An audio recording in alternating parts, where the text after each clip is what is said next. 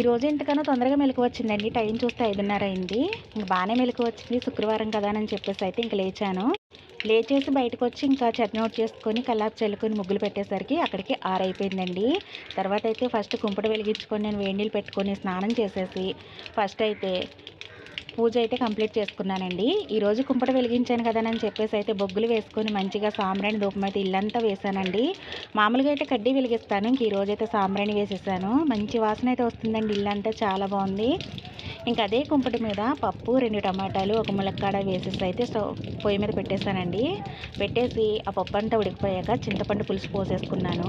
ఇది మరుగుతుందండి. ఇంకా మరిగేకైతే లోపలికి తీసుకెళ్ళి ఇంక స్టవ్ మీద పెట్టి తాలింపు పెట్టేస్తాను. అంటే ఇప్పటికే ఎండ వచ్చేసింది అనమాట. ఇక్కడ కరెక్ట్గా టైం వచ్చేసి అయితే ఇప్పుడు 8 అయిందండి. ఎండ వచ్చేసింది. పప్పుచారు తాలింపు అయితే పెట్టేస్తున్నానండి. ఇంక ఇల్లంతా మల్లెపూల వాసనతోటి సాంబ్రాణి కర్పూరం వాసనతో ఎంత మంచిగా వస్తుందోనండి. చాలా బాగుందనమాట. ఇలా ఉంటే ఎంత ప్రశాంతంగా ఉంటుందో కదా. వీడికైతే ఎండ వచ్చేస్తుందండి. ఇంక వీడినైతే తీసుకెళ్ళి లోపల కట్టేయాలి.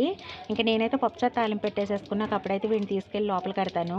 పప్పుచారు అయితే మంచిగా కుంపటి మీద చాలా బాగా మరిగిందండి. మంచి స్మెల్ అయితే వస్తుంది. ఇంకా ములక్కాడ వేస్తే చాలా బాగుంటుంది కదా. సన్నగా మరిగిందండి. కట్టెల పొయ్యి మీద కానీ కుంపటి మీద కానీ బాగా మరుగుతుందనమాట. టేస్ట్ కూడా బాగుంటాయండి వంటలు వీటి మీద.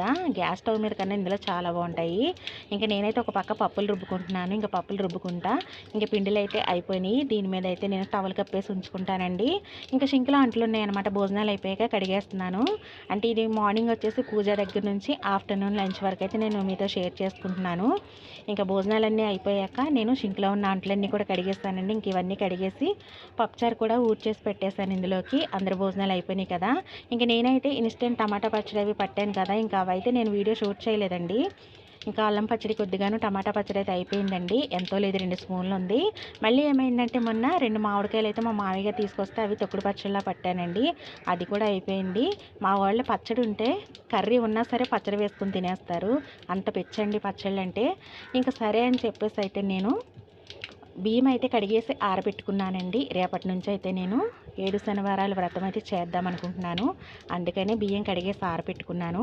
ఇవైతే మిక్సీకి వేసేసుకోవాలండి. సాయంత్రం మిక్సీకి వేసేసుకొని వీటిని మెత్తగా పిండిలా చేసుకొని అయితే పెట్టుకోవాలి. చలిమిడికి 7 దీపాలు అయితే చేయాలి కదా, దానికోసం అయితే వాడతాను.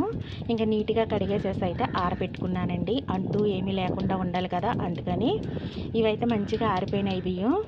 ఇంకా తమలపాకులు అయితే ఇంట్లో ఉన్నాయి కానండి, అంటే అటువైపు వాళ్ళది తీగొచ్చింది కానీ ఇంక ఇవైతే చిన్న చిన్నగా ఉన్నాయండి ఆకులు. ఇంకా ఆకులు కూడా నేను బయట నుంచి తెచ్చుకోవాలి. ఇవన్నీ సాయంత్రం తెచ్చుకోవాలండి.